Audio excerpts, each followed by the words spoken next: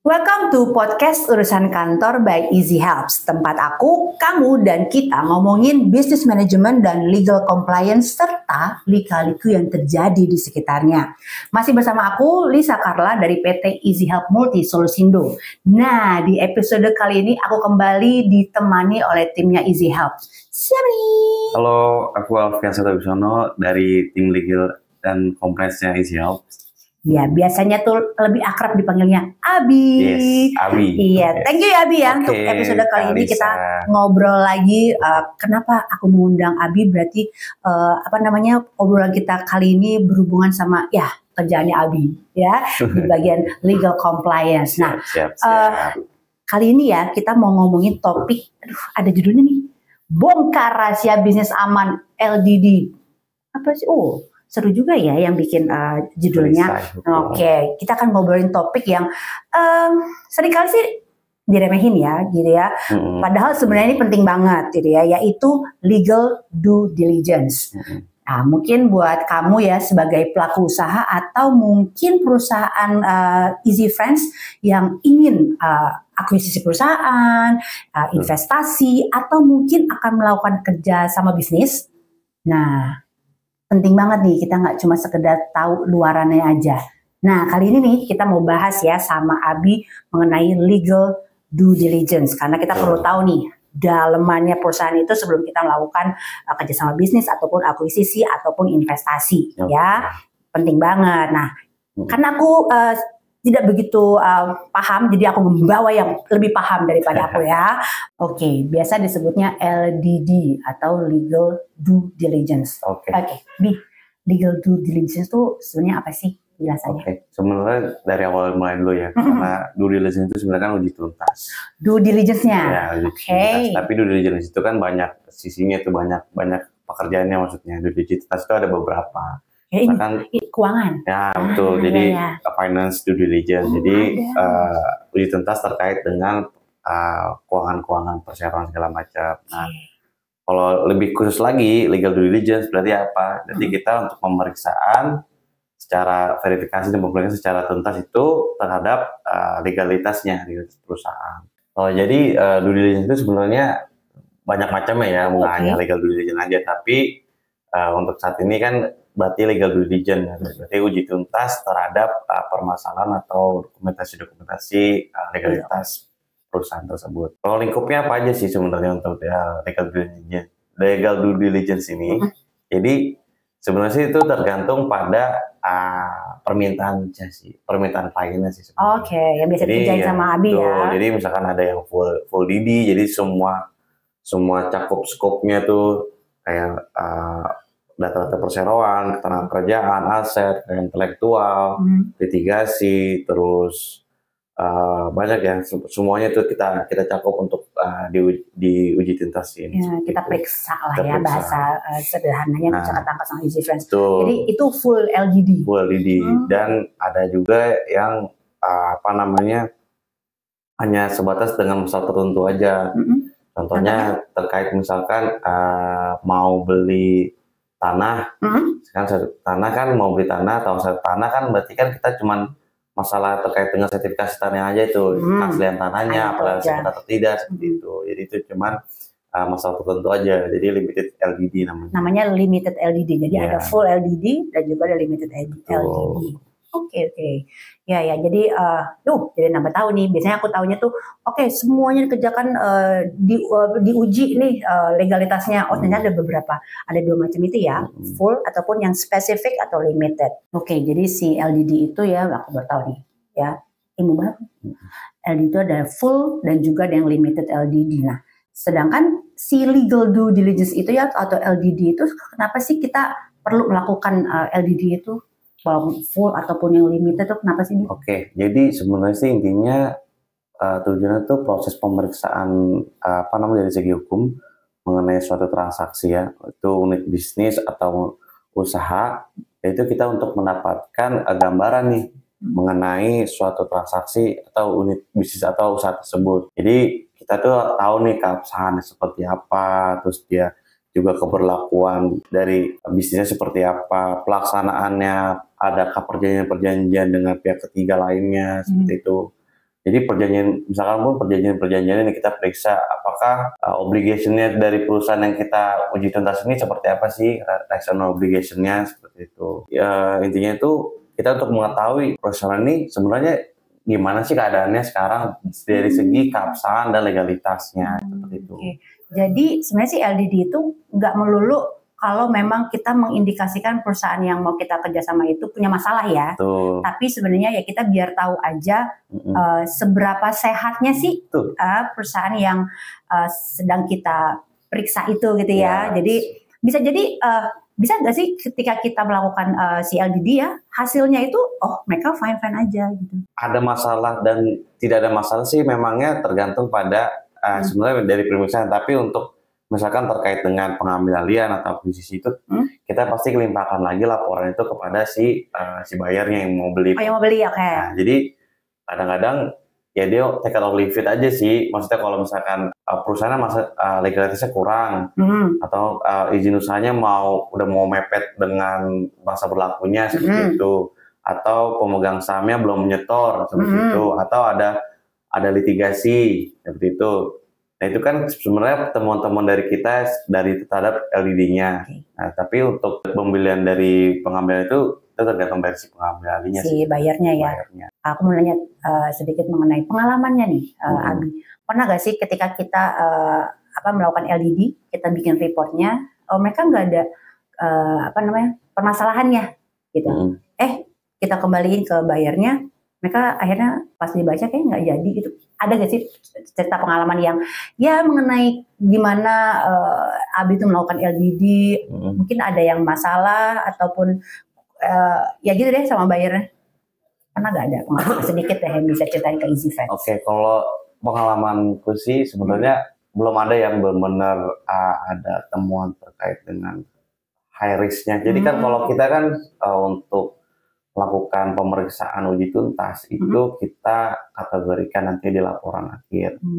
Jadi ada high risk, ada ya middle, ada low seperti itu. Jadi ada beberapa mungkin yang high risk seperti misalkan kalau high risk ini memang kayak terkait dengan adanya litigasi seperti itu. Kayak misalkan terkait dengan adanya sengketa kayak gitu dari perseroan maupun dari pemegang sahamnya ataupun dari organ perseroan itu masuknya high risk.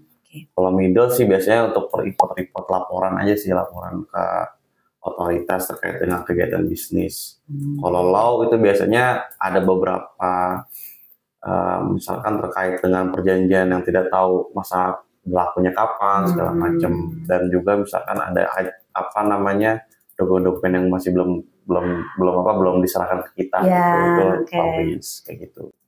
Ya kadang kan pada kita periksa ya, ini mana kemana ya, itu kan bisa jadi ya dia taruh itu dokumen ada cuma nggak bisa sampai kita selesai pemeriksaan, nggak bisa kesubmit ke kita, itu masuk jadi laporan ya biar kayak audit ya. Oke. Ya sejauh ini sih memang belum ada yang benar-benar sampai yang high risk banget sih, kayak litigasi masih berjalan tapi sudah ada putusannya. Cuman putusan ini di pengadilan itu masih NO ya, NO karena NO itu tidak dapat terima. Jadi karena pihaknya itu salah gugat, jadinya di NO sama pengadilan. Jadi tapi kemungkinan itu bisa juga untuk ada gugatan kembali. Seperti makanya kita taruh ke dalam high risk. Oke, ya. Berarti udah banyak nih ya yang dikerjain sama Abi soal LDD nih ya. Jadi kadang ada bisa jadi ketika kita kasih report, kayaknya nggak jadi deh saya invest. Ada juga kayak gitu. Nggak ada sih. Biasanya sih langsung nggak sehat tetap dibeli. Itulah pengusaha ya. EasyFans ya salah satunya ya. Tahap kalau aku kan biasanya kan kita audit ya, audit internal gitu kan. Nah kalau di LDD sendiri tahapan-tahapannya sama gak sih kayak sama audit ataupun ya boleh dong jelasin kalau di LDD itu ada tahapan-tahapannya juga gak sih? Ada sih tahapan-tahapannya. Biasanya kan kita request by client sebenarnya sih ya tahapannya sebenarnya. Jadi pertama itu propose tujuan pemeriksaan aja sih, tujuan pemeriksaannya. Jadi propose untuk LDD ini mau seperti apa. Kemudian ruang lingkupnya. Tadi kan ada saya katakan kan ada yang full DD dan ada yang limited. Nah, tapi kebanyakan kalau saya sih banyak klien misalnya langsung full DD-nya semuanya. Jadi aspek korporasi, aspek kelembagaan, aspek izin usaha, tenaga kerjaan, terus kayak kekayaan intelektual, itu masuk semua kita periksa. Nah tapi ada beberapa mungkin klien yang minta ini coba tolong untuk yang di aspek izin usahanya lebih disortir banget gitu, maksudnya lebih detailin banget, lebih detailin, ya. Atau di keterangan kerjaannya gitu, atau di legalitasnya atau izin usahanya itu kan, gitu. Itu terus kemudian kalau dari kita memang itu tahap awal. Nah dari tahap awal itu baru kita ya tentunya ada perjanjian kerahasiaan NDA. Itu sangat perlu karena memang kita kan membayangkan dengan data semua ya, data perseroan yang akan kita periksa tentunya ya ini juga high risk juga untuk kita untuk menjaga kerahasiaan antara dokumen-dokumen tersebut ya kan. Nah, kita pegang dokumen si kliennya itu ya, kita mau due deal-nya kan gitu. Ya penting banget tuh NDA. Ya, nah kemudian setelah itu baru kita buatkan semacam requisition list. Jadi requisition list itu apa saja dokumen-dokumen yang kita perlu periksa di situ. Nah tapi di situ pun kita sesuaikan dengan izin usahanya ya, maksudnya kegiatan usahanya mereka. Contoh kan kalau saya sendiri kan dengan tim itu banyaknya lebih kepada LDD terkait dengan izin usaha peer-to-peer lending. Peer-to-peer lending. Jadi pengawasannya dengan OJK tentunya ada beberapa yang compliance dan report-report yang perlu yang disesuaikan. Nah, tapi ya Bi, si request list itu template gak sih atau pasti? Sebetulnya template dari awalnya, cuman itu tadi kita sesuaikan dengan kegiatan usahanya. Jadi sebenarnya template usaha ya template usahanya kan misalkan kayak tadi ya peer-to-peer tergantung dia kegiatan usahanya sih. Jadi kayak peer-to-peer, terus misalkan ada juga perbankan itu kan beda juga terkait dengan compliance atau dengan aturannya, gitu. Jadi kita sesuaikan juga tuh. Itu cara dapatnya gimana? Timnya Abi tuh menentukan kita butuh nih dokumen-dokumen ini gitu. Itu sih dari kita langsung ke POJK-nya sih ya, kita riset dari POJK-nya apa yang dibutuhkan, apa yang perlu dibutuhkan dari tata kelola perusahaan tersebut untuk melakukan kegiatan usaha misalkan perbankan, peer-to-peer lending seperti itu. Jadi ya kita ke base ke POJK-nya langsung sih. Karena kalau tadi contohnya karena kayak perbankan sama peer-to-peer kan regulatornya ke OJK. Jadi kita melihat dari POJK-nya supaya bisa bikin dokumen request list-nya itu ya. Oke. Lalu setelah kita bikin listnya, kita berikan ke yang mau kita due deal ya, klien kita ini. Iya, tentunya kita kasih dulu ke klien kita sendiri kan. Kita sendiri nanti baru kita disampaikan ke si PT yang mau di due deal. Di due deal ini. Gitu. Nah, mereka barulah kasih dokumen segala macam. Oke, jadi request listnya pertama kita kasih ke klien kita dulu. Setelah mereka lihat, baru diberikan kepada tim yang akan di due deal, gitu ya request listnya. Lalu setelah itu? Ya setelah itu kan pastinya ada beberapa kali tektok dengan perusahaan tersebut yang di due deal. Dia kasih dokumen ke kita. Biasanya itu lewat si G-Drive sih kita kan. Jadi kita gampang untuk cek semuanya itu. Setelah itu kita periksa pemeriksaan verifikasi. Manakah yang benar-benar kita verifikasi itu ya setujuan dengan apa yang dicantum dengan POJK, misalkan terkait dengan kalau regulator POJK ya. Regulator POJK misalkan terkait dengan modal minimum ekuitas. Jadi kan biasanya POJK P2P kan ada aturannya. Jadi misalkan terkadang 12,5 miliar untuk bulan Juli per 2025 gitu. Kita lihat jadi ekuitasnya di laporannya juga. Apakah sudah sesuai, masih belum, ya itu jadi catatan segala macam, gitu. Nah pada saat pemeriksaan ini ya, si dokumen-dokumen itu biasanya tim kalian ya, tim Legal Compliance itu ada kolaps gak sih, misalnya tanya ke tim lain yang mungkin ada kemungkinan mesti tanya ke tim finance mungkin gitu, atau karena walaupun legal, tapi kan ada sisi keuangannya misalnya, ada kemungkinan itu gak sih? Kemungkinan pasti ada itu ya, karena kalian kan dari POJK-nya kita kan ngeliat dari misalkan tadi kan ekuitas kan berarti kan kita lihat dari laporan keuangannya. Jadi kita cek silang dengan orang keuangan atau misalkan beberapa juga tuh biasanya misalkan dia mau akuisisi, dia bukan hanya LDD tapi FDD juga. Nah, jadi kita juga collab dengan konsultan FDD-nya itu tersebut, jadi gitu, tanyain segala macam, apakah dia udah setoran modal apa belum, kayak gitu. Nah, kita balik lagi ke di LDD-nya ya. Setelah kita periksa, kita analisa dokumennya, akhirnya misalnya ketemu ada yang mesti di-report itu bagian dari identifikasi ya. Iya. Kalau dari saya sendiri dan Izilab sendiri sih memang biasanya berbeda ya dengan yang lain. Kita itu ada namanya preliminary report. Jadi preliminary report. Ya, jadi laporan awal itu biasanya kita, tapi itu juga bayar request juga ya, bayar request dari klien. Karena kita udah mengajukan, karena kita ada preliminary report nih. Jadi mau preliminary report ini mau yang mana dulu untuk yang mau disajikan ke si pembeli, si pengambil alih kan. Nah, disitulah kita biasanya itu nggak banyak-banyak, tapi karena kan emang laporan awal, jadi benar-benar khusus buat aspek yang dituju aja. Karena kelembagaannya kita benar-benar kaji di situ, kita uji tuntas di situ, pemeriksaan di situ, verifikasi di situ. Kemudian juga terkait dengan izin usaha juga ya seperti itu juga.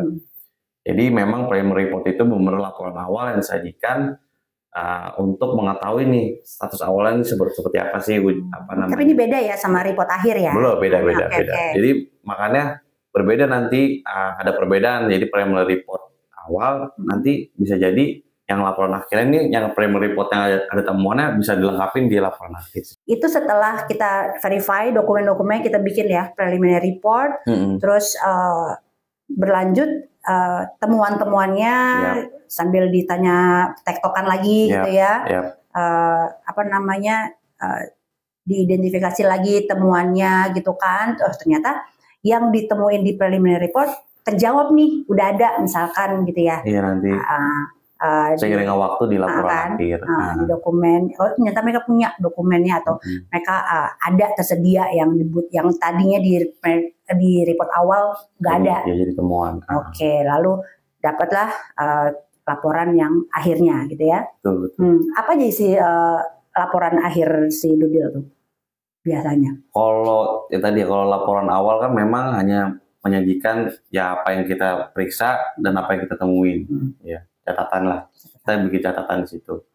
Kemudian di laporan akhir ini memang berfokus pada temuannya aja sih, berfokus pada temuannya. Jadi di laporan akhir itu biasanya kita tim bikin summary eksekutif, yang dalamnya tadi ya terkait dengan high risk, medium, sama low. Nah itu kita jelasin nih, jadi aspek korporasi satu, misalkan terkait dengan akta korporasinya, ya misalkan ditemukan kurang lengkap atau belum dilampirkan, tapi aslinya ada, tapi ya low gitu. Oh, bisa turun. Bisa turun gitu.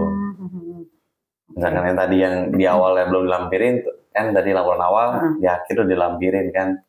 Biasanya kan, ketika kalian udah bikin laporan akhirnya tadi ya, summary-nya itu, ada waktu untuk mereka, ternyata nih ada nih gitu loh. Kalau kita di audit ya, menjawab temuannya gitu.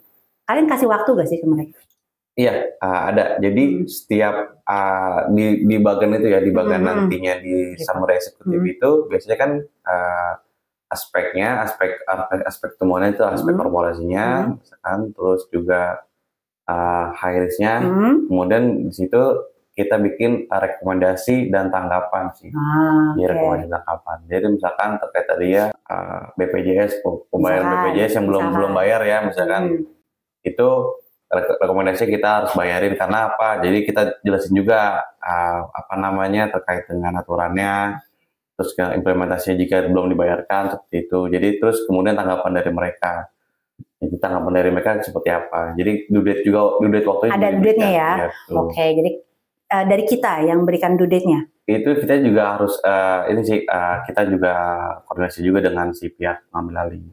Karena tapi kita sarankan, kita juga punya saran juga untuk misalkan 26 Juni nih kita harus ini. Tapi dari ininya kan kita belum tahu juga. Karena kan berkaitan, kan ini proses misalnya akuisisi misalnya gitu ya. Karena proses mereka untuk mengambil alihan nih ada due date-nya juga. Jadi perlu di-discuss sama calon pembeli gitu ya, sama kita juga. Oke, jadi ya perlulah ada tenggat waktu untuk memberikan tanggapan dari temuan-temuan kalian gitu ya. Oke. Rekomendasi namanya. Kalau di sini rekomendasi ya, rekomendasi dan tanggapannya. Oke, setelah kita sudah kita berikan ya laporan akhirnya itu dan si yang kita due deal gitu ya, udah tahu nih temuannya apa aja, mereka harus menanggapi seperti apa. Nah, kalau ke bayarnya tuh akhirnya gimana kalian setelah report itu? Ya, jadi kan laporan itu kan kita berikan ke klien itu kan, jadi kita berikan klien sekaligus kita berdiskusi juga tuh dengan klien. Pasti kan ada pertanyaan-pertanyaan juga dari mereka terkait dengan laporan akhir kita kan. Terkait itu berarti kan dengan laporan inilah sebenarnya bisa menentukan misalkan ada temuan-temuan yang major atau mayor kan tadi kan high risk atau low risk itu bisa dapat menentukan juga terkait dengan nantinya harga harga pembelian seperti itu. Tentunya ada penyesuaian harga penyesuaian harga. Kemudian biasanya itu ada permintaan jaminan legalnya tuh, warranty dari si pihak seller, si penjual, si pengambil si yang diambil alih terkait dengan teman-teman tersebut. Misalkan terkait dengan utang usahanya si yang mau diambil alih, karena biasanya juga ada beberapa perusahaan yang mau diambil itu bukan zero basis atau dari 0 per 0 tuh. Tapi diambil semuanya. Tapi kan utang piutangnya itu kan masih ada tuh. Seperti itu. Jadi dia minta jaminan nanti. Oh gitu ya. Jadi kesepakatannya ya dari si bayarnya sama yang akan diambil alih. Oh jadi nextnya setelah laporan itu ya keputusannya si buyer penyesuaian harga ya, menentukan harga dari hasil reportnya due deal. Yang pertama jadi atau enggaknya mereka akuisisi kan, jadi atau enggaknya, terus penyesuaian harga ya, terus apakah si yang diambil alih itu bisa memberikan jaminan legalnya gitu ya.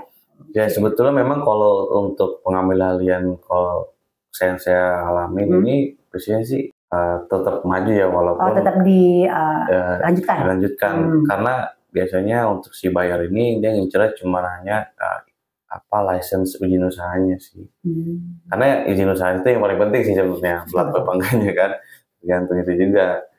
Kalau untuk misalkan terkait dengan sumber daya manusianya, karyawan segala macam itu utilities peralatan kantor segala macam itu bisa disesuaikan nantinya setelah dilakukan pembelian ya. Tapi tentunya dengan harga pastinya akan turun tuh miring. Tahapan-tahapannya mungkin ya EasyFriends terdengar ribet banget sih, tapi percaya deh lebih baik kita lakukan due deal daripada kita beli kucing dalam karung ya kan. Bisa jadi ya itu bisa banget terjadi ya kalau kita banyak terjadi ya, ada pengalamannya dia. Sebagai pelaku usaha, beli dulu deh gitu ya, nanti periksanya setelah udah beli akhirnya rugi sendiri. Gitu. Lebih baik kita melakukan legal due diligence dulu sebelum kita beli atau ya banyak ya tujuan legal due diligence bukan hanya pengambil alihan atau akuisisi tapi merger juga, terus misalkan terkait dengan adanya joint venture juga. Itu kan untuk menilai partner kita. Iya gitu kayak tadi ya, biar kita tahu yang kita kerjasama ini sehat ya sih, gitu kan, karena kita mau bisnisnya panjang. Banyak banget nih yang aku dapat berhubung bukan bagian aku ya, jadi dapat banget nih ilmu-ilmu hari ini, dan semoga EasyFriends yang ngedengerin podcast di episode kita kali ini juga ngedapetin insight-insight baru ya, ilmu-ilmu baru, dan bisa juga nanti di perusahaan kamu juga perlu lakukan due deal biasanya ngomong due deal ya, due diligence gitu ya. Oke. Nah untuk EasyFriends yang mungkin juga punya pengalaman seperti Abi and Tim, atau mungkin mau bertanya soal due diligence, terutama legal due diligence, bisa banget komen di sosial media kita, karena EasyHelp punya sosial media, seharusnya di Instagram. Instagram kita apa, Abi? @easyhelps.id. Yes. Bisa juga mengunjungi website kita. Websitenya EasyHelp di mana? easyhelp.co.id. Nah, oke, bisa banget kalian kunjungi website kita dan juga kunjungi juga sosial media kita. Oke, episode kita kali ini sampai di sini ya. Dan Easy Friends tunggu topik-topik menarik kita di podcast berikutnya. Kalaupun kalian ada ide, boleh banget sharing kita, boleh info kita, ngomongin ini dong, ngomongin itu dong, urusan kantor ini dong, urusan kantor aku dong, boleh banget. Nanti kita akan bahas. Bisa juga dibahas sama Abi and Tim ya. Thank you for watching dengan aku Alisa Carla dan Alfian Septa Wibisono. Sampai jumpa di podcast urusan kantor by Easy Help berikutnya. Bye bye.